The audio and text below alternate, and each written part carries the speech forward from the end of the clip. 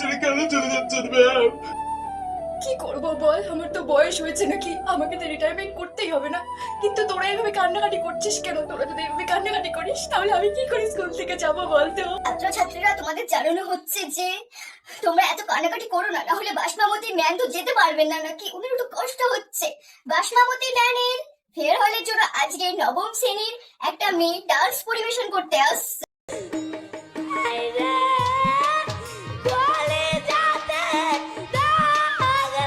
Okay please কেউ থামাও, আমি আর পাচ্ছি না।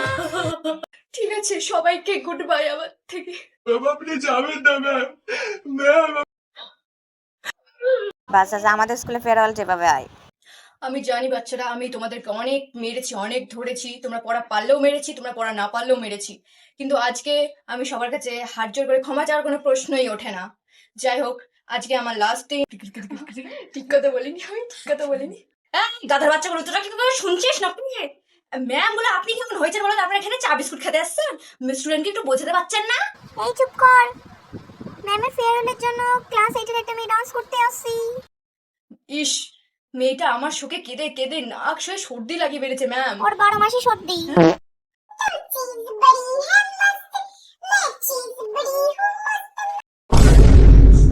যাই হোক, তাহলে আজকে আসি। হ্যাঁ হ্যাঁ, আমার খুব ভালো লেগেছে।